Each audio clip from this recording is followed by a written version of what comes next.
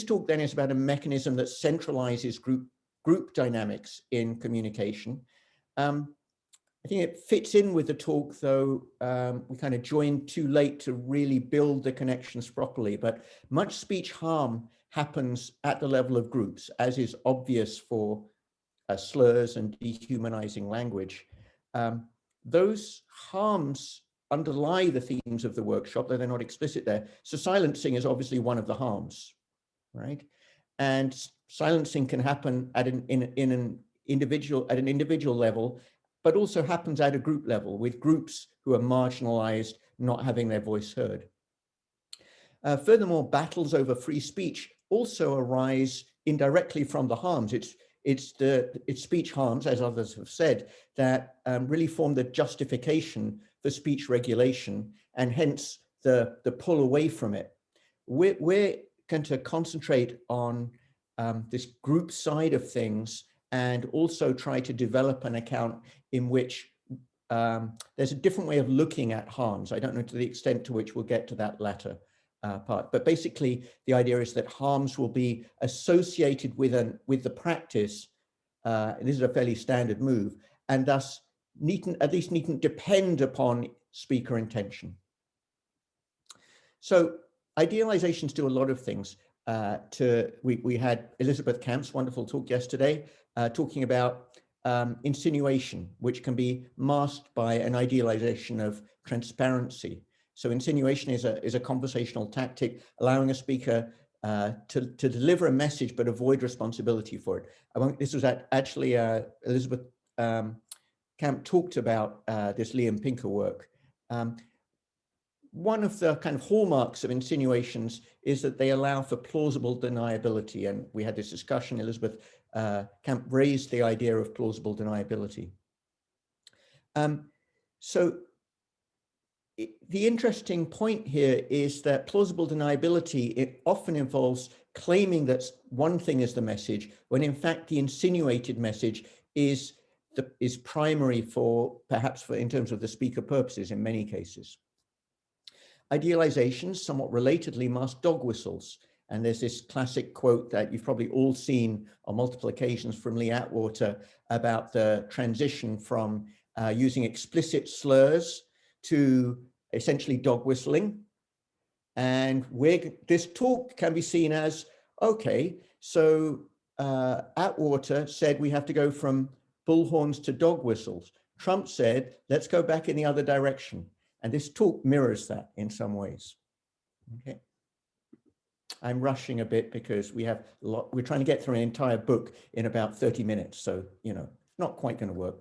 I noticed in Elizabeth Camp's wonderful talk, to keep repeating how wonderful it is, I can't say it often enough. There was a comment from the audience. At least one person said they were triggered. Like there were quote marks around the quotes. These were mentions and not uses of various awkward things, including dog whistles and some other stuff. But those quote marks and abbreviations for some of the nasty words, like in the Atwater quote, only partially deaden the resonances of problematic language practices. It's not that a use is the same as a mention. Of course, we fully recognize that distinction. And there are people here like Bianca Cipollaro who have talked explicitly about this issue.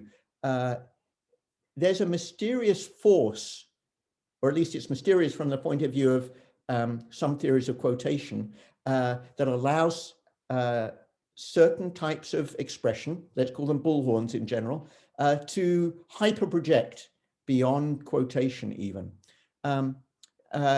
Camp herself said she wouldn't have felt comfortable giving some of the quotes in the immediate aftermath of recent events. So even she couldn't or didn't feel entirely comfortable mentioning some of these. It would have been self-triggering, I guess. It's tempting to imagine ourselves as philosophers and linguists and whoever else is in the audience as disinterested or neutral when performing philosophical analysis of language function. I don't think everyone in this audience would make that idealization. But anyway, it's clear that we're not disinterested and impartial. We're very much involved parties. But doesn't that suggest a problem for analyses of dog whistles? Just gives you a hint. in terms of two audiences. If there are two audiences, the kind of in-group and the out-group or something like that, the speakers group and a mainstream audience that is not supposed to hear the dog whistle, which audience are we in? Are we above the fray? I don't think so. I don't think, Jason, do you think so? Shake your, there you see, Jason on cue shakes his head. He doesn't think so either. What do we want to do about all of this? There's a lot to do. So here's the broad architecture of the proposal. Groups of people are distinguished by what we'll call joint attunement to practices and ideas and various other things. We're interested in how communication helps shape those groups and the associated attunements. Communicative actions can be used to intentionally shift attunements, but for instance, by assertion, you should do this, or a command. But an equally important and less obvious route is via presupposed resonances of an action. So we're not denying the importance of the kind of direct route, but especially when looking at propaganda, we think that backdoor routes are where a lot of the action is. For example, actions of telling a racist joke and using a racial slur have resonances, as we'll call them, of racial ideologies and practices. And those resonances are transmitted by repetition of the actions. But transmission only occurs, and here we get to why we develop the bit of apparatus that we develop. Transmission only occurs if interactants accommodate the presupposed resonances. But accommodation is a complicated mechanism, and it's a psychological mechanism that depends upon social facts, on our group affinities, so we would claim. If so, and we're going to claim this in line with what a number of other people working in a different tradition have said, if that's true, then what's needed to account for the political and social effects of language is a theory of resonance, presupposition, and a group-sensitive notion of accommodation, okay? So the standard Lewis Stornaker notion of accommodation doesn't mention groups. It's just that's not part of the theory. Why practice? Well, let me put that slightly differently. There's exactly one group, one in-group in, let's say, the scorekeeping paper, right? They have a common score, that's it. Okay, why practice? I'm just going to, in the interest of time, to say, well, people like Sally Haslanger and Penelope Eckert and Sally McConnell-Genet convince us, if we need convincing, I think that practice is essential for various reasons, that it's been overlooked in much work on philosophy of language and semantics and pragmatics, though of course not in allied fields. So there's much work in obviously feminist philosophy, equally sociolinguistics, where practice is central, and both of those come from a tradition in sociology and anthropology where the move to prioritizing practice was made not by the entire field, but by many people a long time ago, for reasons partly methodological, in terms of how does someone in the field work at making sense of what they see, partly to get beyond relying on intuitions that practitioners might have about what they're doing. At least in principle, you just want to observe coolly patterns of behavior and try to, if you're documenting them, document those rather than only documenting what people say is going on. I think another thing I won't go into, Lynn Terrell's wonderful work going in the direction of dehumanizing language and slurs in the context of the Rwandan genocide. She takes very much a practice-based approach. The crucial point here is if you're a kid in Rwanda, a Hutu kid who is labeling Tutsis in a certain way, using a dehumanizing slur as a cockroach or a snake, you do not need to understand yourself the resonances of those. You do not need to have an intention to commit genocide. Nonetheless, you are part of what the propagandists have put in motion, right? You're helping transmit the ideology that is going to license and facilitate the genocide, right? So people can help. Could I make a quick comment, David? I mean, I've been very involved lately in sort of like the Trump stuff and fascism and political violence. Like, so for years, people have been talking about, well, when is the rhetoric is there, but there's no violence yet. And one thing you find with Rwanda, as well as Klemperer in a language of the Third Reich, LTI, is that there seems to be this 3 to 5 year period where the talk is happening before the violence happens. Like a friend of mine is a survivor of the Rwandan genocide, a philosopher. And she was like, I was like, why didn't you guys get out? And she said, well, because you went over to your Hutu friend's house and they were talking this way and nothing was happening. So the practice stuff helps you, I think, understand the time lag. But we'll get it. We can get into that later. Good. Thank you. Yeah. No, it's important, obviously. And one thing that I've loved about this workshop is that many of these abstract issues are brought home in terms of what's actually happening in the world. These are real problems, even if, I don't know if Jason has a solution, I don't have a solution, but much of the discussion of the workshop of countermoves, for example, concerns that. I'll try and come back to that. So why practice was one question. Presupposition is also central, partly because it's one of the main, as I said, it can be hidden, and partly because it's one of the main sources of accommodation, and accommodation is very important in our work. Ray Langton has been very influential in applying accommodation to the types of issues that will be, some of the issues that we'll be looking at, and related issues in pornography. This discussion came up before, and in issues of consent and other things that she mentioned in her talk. And she has pointed out to me before that the notion of accommodation doesn't have to involve only presupposition. We agree with that. We're not going to develop the idea that there are other things triggering accommodation in this talk, however. We're going to focus on presupposition. But Ray, I promise, in the book, the ever forthcoming book. Okay, so why presupposition? I think that's already visible in all the examples that Jason was just talking about in Klemperer's discussion of the language of the Third Reich, put very well in this wonderful book by Jane Hill, who unfortunately passed away a couple of years ago. Racism is located, she says very importantly, in an undercurrent of presuppositions that provide no moments of awkwardness or embarrassment for participants. So the idea is that we develop a culture in which racist attitudes are kind of enmeshed in everything we say. They're systematically part of our speech practices in such a way that there's no moment where you can easily, and this is going to be would be important if we were to develop an analysis of blocking. There's no point at which you can easily point and say, that was the moment when something racist happened, when we need to do blocking. It's too ubiquitous often. For example, Jane Hill gives the example of people talking about having a cerveza, like a beer, but using the Spanish word for it. She gives that example. And she develops this argument very, very clearly. Why do people do that? So it brings up a certain relaxed attitude towards the beer. And she goes on to explain how we're feeding into a racial stereotype right there. It seems completely harmless. It seems like a pleasant way.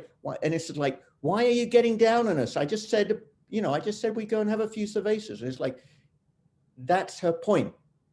It's true that that's all you said. And you're just following the standard practice in your community, but there's stuff enmeshed in that. When do you do the blocking? Is it every time someone says beer in Spanish? It's difficult. I'll jump over Klemperer.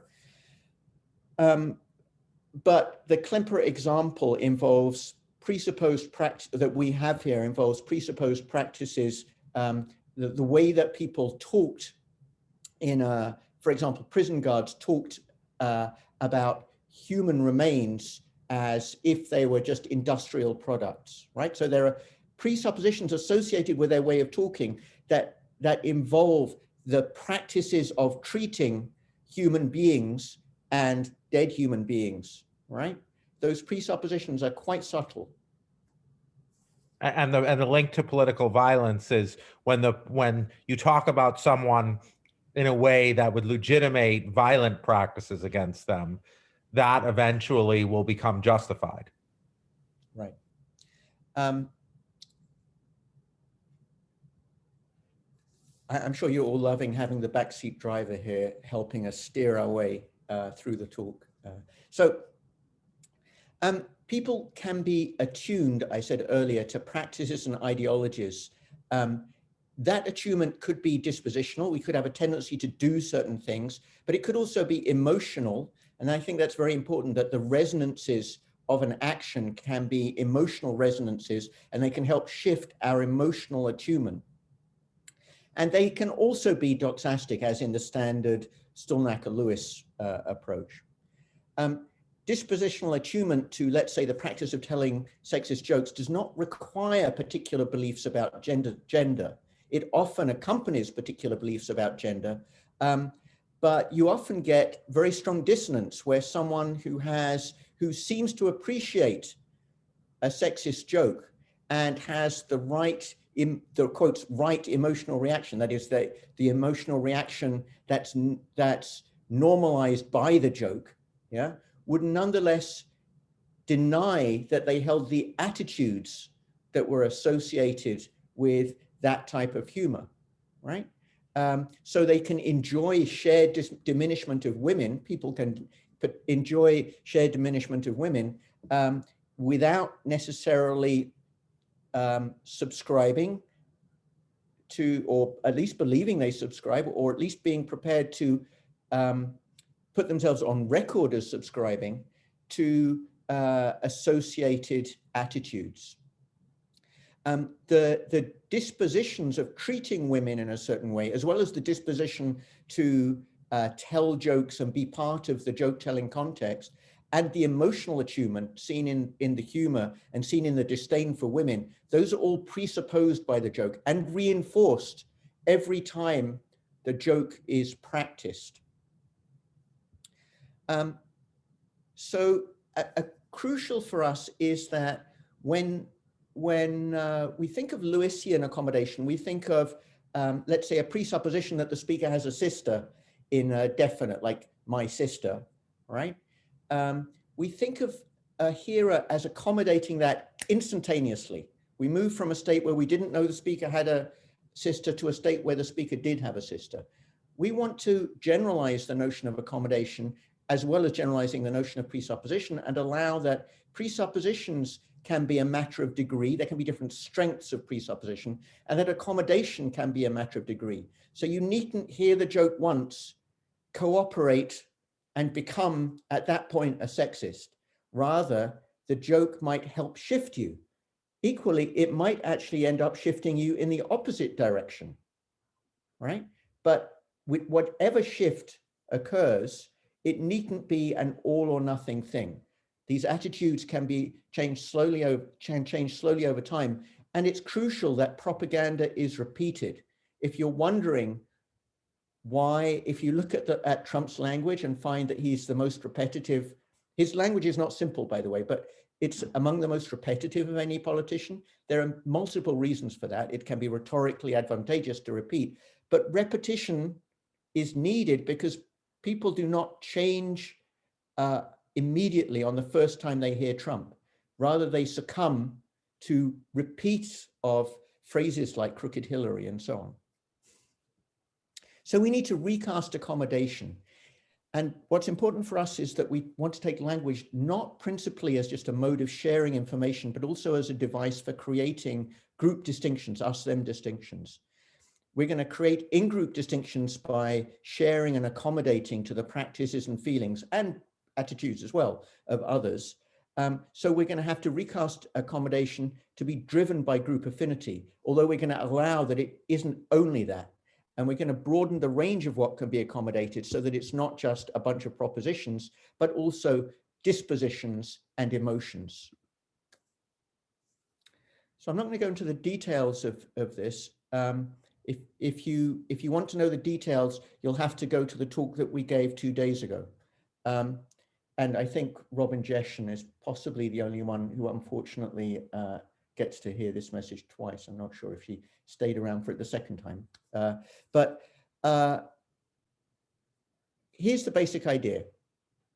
There are resonances, what we might call associative resonances of speech actions, communicative actions more generally. We don't limit this to speech. It could be wearing a certain colored shirt, let's say a brown shirt in the right context, or a certain type of hat, or making a gesture, right?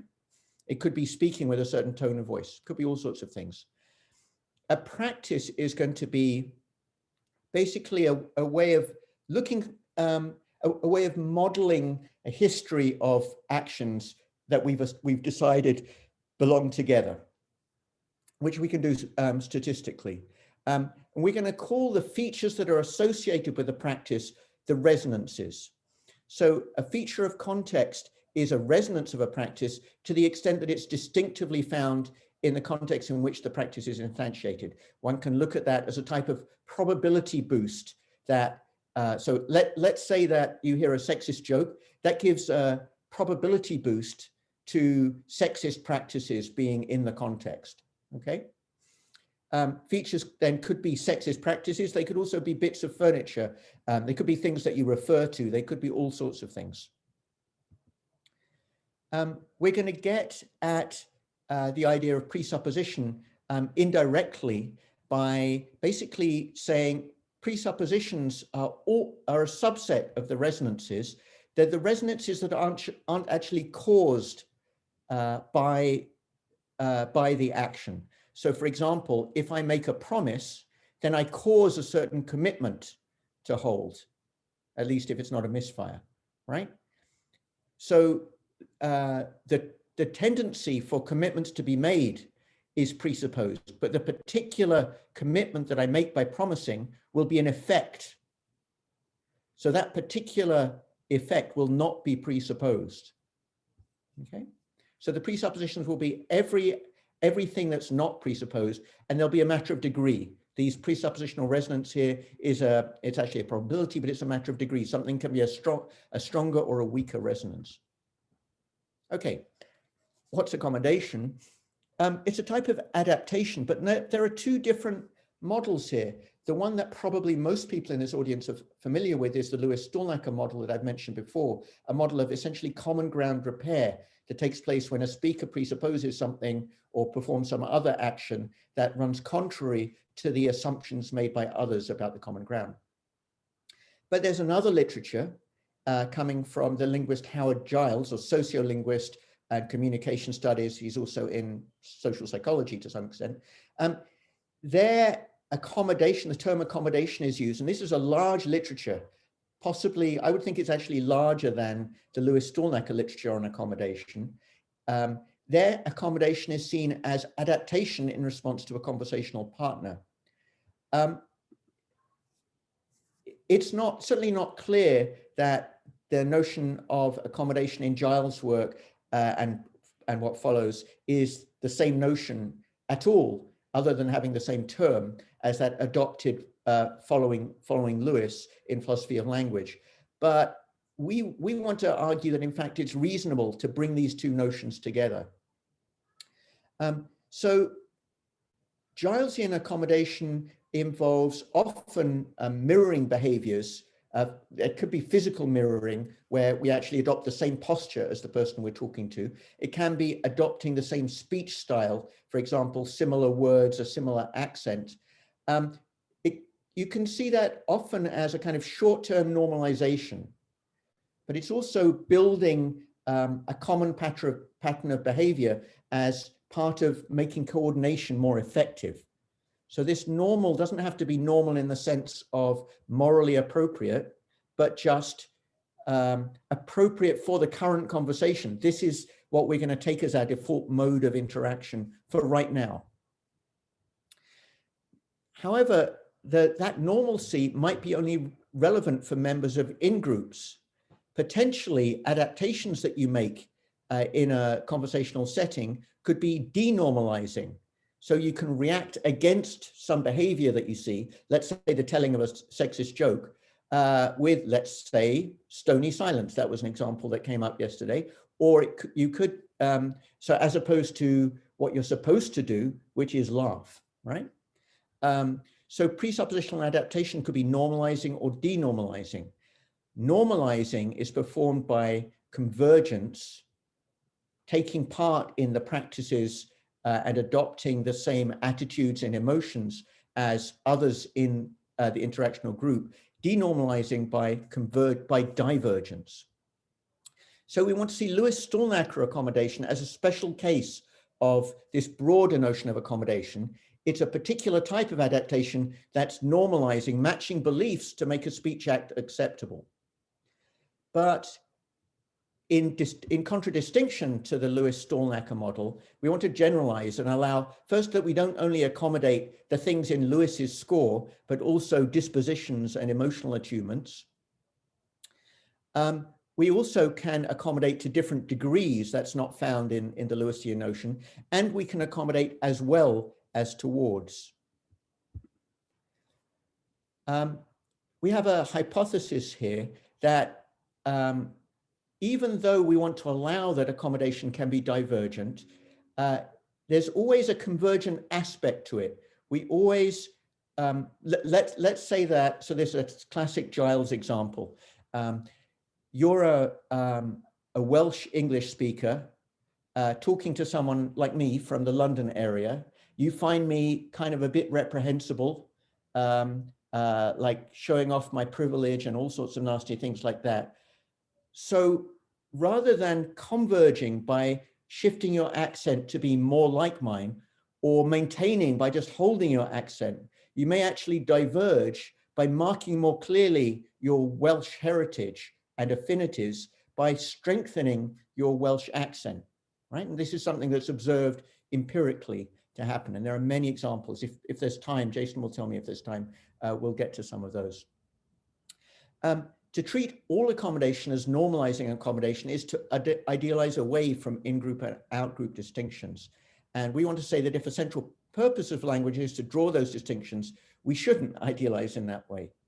And we get this interesting possibility that since adaptation could be divergent, we get this notion that the facts of my enemy could become the enemies of my fact, okay? So that's to say, when I'm in conversation with someone who seems to be assuming things I don't like, I might even react by dismissing the truth of those propositions, even if they're true. I have my facts. I need to accommodate away from that person, even to the extent of having my own facts. I probably need to speed up a little here. I just want to say there is a lot of literature on this divergent accommodation. Giles and Oge say, let me just give this quote: all in all, it appears that satisfying communication requires a delicate balance between convergence to demonstrate willingness to communicate and divergence to incur a healthy sense of group identity. And I think what I want to stress here is that their conclusion is based primarily on empirical work, largely in a conversation analytic tradition and partly in a psychological experimental tradition. Okay, so it's not, they're drawing this conclusion not on the basis of, a priori philosophical arguments, but on the basis of observation. Just a couple of examples of divergent accommodation, and then I'll pass over to Jason. So first one is the public backlash against Trump's racist remarks. Steve Bannon reacts to the backlash by saying, let them call you racist, let them call you xenophobes, let them call you nativist, wear it as a badge of honor. So Bannon is suggesting maintaining racist practices in the face of attempted blocking, accepting so not, in other words, accommodating towards people, accepting the descriptive practices of the blocking move, but undermining them by adopting a divergent emotional stance of pride rather than disdain and anger that might be expected with it within the liberal community. So one point here is that as we discuss in this conference, issues like blocking and counter speech, it's not that liberal Democrats, which I expect most or all of us are, have a monopoly on metalinguistic strategizing. It's very explicit on the right as well. Yeah. Last example. So Ray Langton, obviously the natural person to talk here, gives an example early on in this classic paper of hers. A St Kilda supporter at a rugby match to a sluggish player says, "Get on with it, Laura, you great girl." And a bystander says, "Hey, what's wrong with a girl?" And the supporter replies, "It's got no balls. That's what's wrong with it." So the St Kilda supporter is reacting, is not quite where Langton takes it, but she's, I think, showing the difficulty of blocking moves here. The St Kilda supporter reacts to an outbreak of social sensitivity exhibited by the alert bystander by doubling down on their sexist language practice, right? They've gone even more clearly, problematic, as they might imagine it, for the bystander. More generally, blocking is a form of explicit counter accommodation, openly rejecting a practice rather than adopting it. And here I want to note that it's not obvious what one should do if one is in a rugby crowd and someone says something that you don't find appropriate. Here I want to point out simply that whether or not, as has come up here, silence would imply acceptance of the practice. So you might say in that situation, it doesn't. And so, the conditions that Sanford Goldberg offered might allow you to determine exactly what silence would signal. But one thing silence is not going to do in this type of situation is restrict maintenance and transmission of the practice. Maybe stony silence after a joke could achieve that. So I don't want to say silence could never do that, but the type of silence that people have talked about, that is not anything that is pursuing the unmarked strategy, right? That's not going to restrict maintenance and transmission. Can I pass over to you, Jason? I'll unmute myself. I'll try to zip through a lot of material quickly. I just want to say I'm glad that Bianca Sapolaro is here, because her response with Tarango to how propaganda.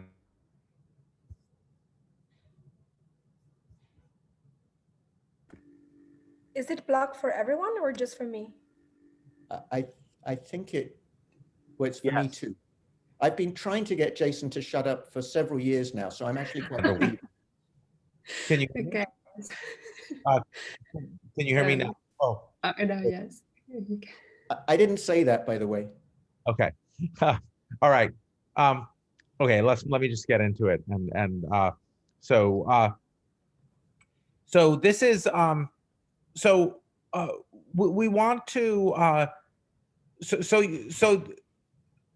in this next section, and to conclude, we want to talk about how this analysis with practices and attunement and accommodation, we want to bring them to bear on some specific phenomena. What is happening to the screen? Here we are. In particular, dog whistles and what we're going to call bullhorns, of which slurs are an example. In my book, How Propaganda Works, I said that slurs are not politically important. That book was published in 2015. Sapolaro and Tarango rake me over the coals for that. And I think what we've seen is that slurs are important. It's just, inside a liberal democracy, you can't really use them. So as David said earlier, you start, the quote from Lee Atwater was, "You can't use bullhorns anymore." Well, we're back to bullhorns. So what's going on with dog whistles is that they belong to multiple speech practices. A mainstream practice and a subgroup practice, where the subgroup is seen as ideologically problematic by the mainstream. But the group that, so the mainstream practice would be the innocent use of, I mean, I'm not sure there's much of an innocent use of welfare in the US context anymore. But the idea is, there's a racist subgroup practice, and then there's a mainstream practice. All speakers recognize the mainstream practice. The racist subgroup, in the case of welfare or inner city, will detects the signal from the subgroup practice and accommodates residences of subgroup affiliation and ideological unity. But really, it's crucial to see that, as we know with welfare and inner city, it's not just two audiences, one of which gets it and one of which doesn't. Really to discuss dog whistles, what's most important, the phenomenon that people call dog whistles, and this is why the word dog whistles is not appropriate anymore. What's really crucial is to see that what's going on in these cases is one group we call the savvy mainstream hears the dog whistle, the racism, and complains about it. And the other group, the savvy subgroup, what they like is that the savvy mainstream hears it and doesn't like it. So this is triggering the libs, owning the libs, what's called owning the libs. So in the phenomenon that in question, and sort of in earlier Jenny Saul papers, she would, before she became very clear about this and her distinction between overt and covert dog whistles in her forthcoming work, in earlier papers, she would give as an example wonder-working power as a dog whistle, because that fits the model. Like only religious people get wonder-working power. But that's not what's going on with inner city, not what's going on with welfare. Trump, or many people they're trying explicitly to get you to be annoyed and angry by the use of the expression. And then they call them racist. And then the savvy subgroup gets excited by that. So there's a transition here between from dog whistles. This transition has been happening where everyone can hear some of inner city. I mean, there's no question that, and it's become sort of it's transformed. It's definitely not a dog whistle in the sense that only some people hear it. Okay, you can go on to the next one. So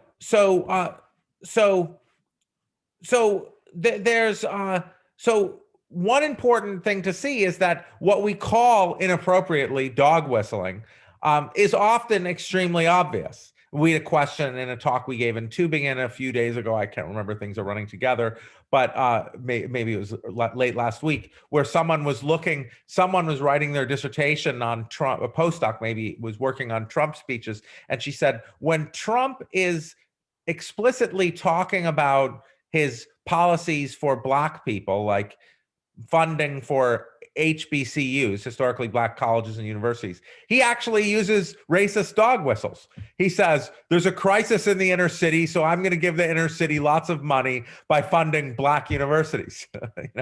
So she was like, what's going on there? That is a really complex thing, but it's all very obvious.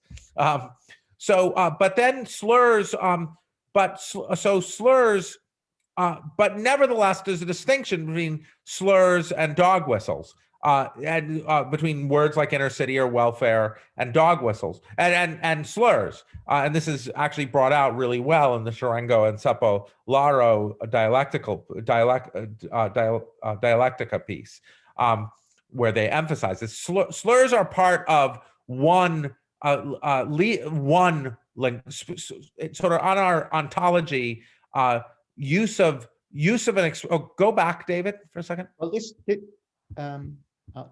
this is the slide that concerns that issue. Okay, good, that's fine. Do you want me to go? No, go forward. You're right. So slurs are part. So what we say in sort of our ontology is that a use of a word is a constituent of a speech practice. So when you use a word, you're making a move in a speech practice. Dog whistles, what we call dog whistles, are use of one of them to dog whistle in Jenny Saul's vocabulary is to make a move in a speech practice, but it's a move in the word that is a dog whistle is a constituent of multiple speech practices, whereas a slur is just a constituent of a single speech practice. So the closer, the more that you move significant, the more everyone realizes that the word is part of the problematic speech practice, the controversial one, the more that becomes dominant, and the more a dog whistle moves to becoming a bullhorn.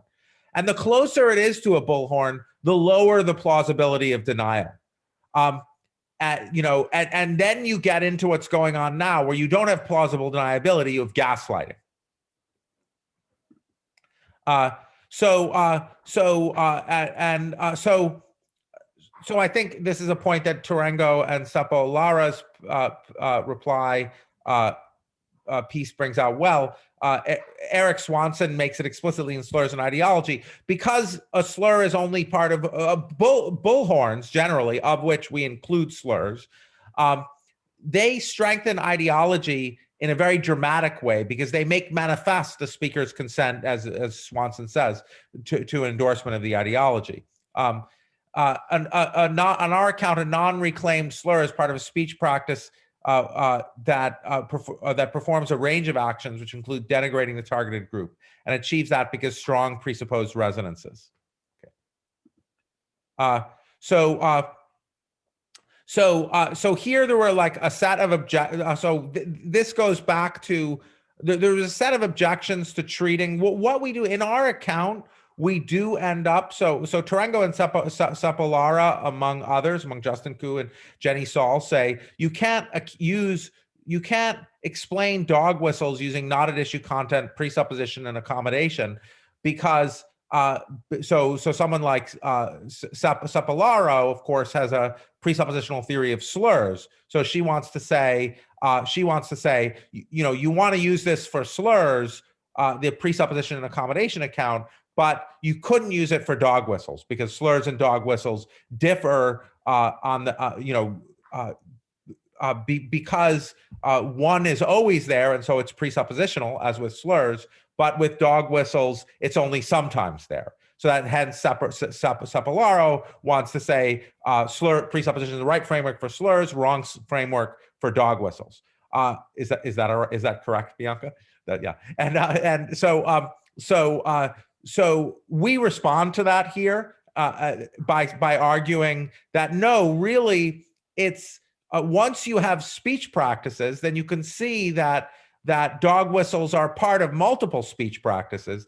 Sometimes when a dog whistle when you dog whistle only using only as part of the innocent speech practice, as it were, mainstream speech practice, then it doesn't involve this background of accommodation. But since accommodation and presupposition are relative to practices, we can see that once we make accommodation and presupposition relative to practices, we can see that some dog whistle, to explain dog whistles, you need to talk about when a use is presupposing, a dog whistle is going to be as it were semantically connected to Jason, we're cutting.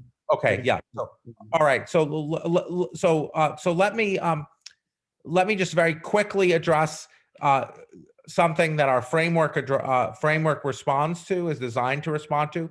Alice Crary has a paper called "What's the Problem with Analytic Feminism?"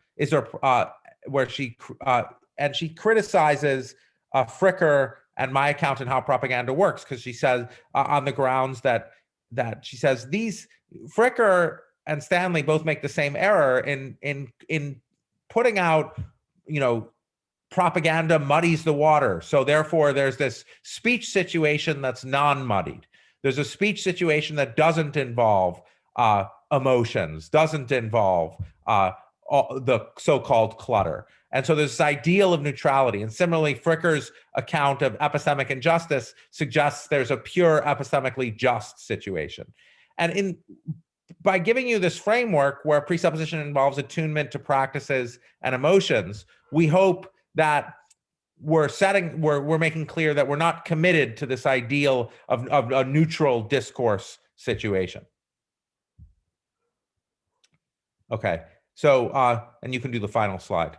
Yeah, I want to mention just very briefly, because we went over this, because I think it fits in with the workshop, this notion of a very complicated set of resonances being associated with a practice, presuppositions of other practices and ideologies are going to make blocking moves difficult. Also, the fact that these resonances are matters of degree, it's going to make blocking moves difficult. So I'm not sure if this suggests a limitation on the type of blocking counter speech that Ray Langton discusses, or just a different perspective. But if we're right that many problematic resonances are not propositional, possibly even ineffable or not easily separable from their host practices, maybe no easy way of blocking other than giving people a very long history lesson. And that's the direction that many people have gone. Right. Quickly, that's just what I meant when they interchange with Ashani, that blocking is hard because people's identities are connected to these affective resonances. Those are people's social identities. Blocking involves negating people's social identities. Do you want to draw morals, Jason? Or No, I think we can just talk. Have we moralized enough at this point? We've moralized enough. Okay, thank you, everyone. Thank you so much for a wonderful talk. Fascinating. Thank you. So we quick.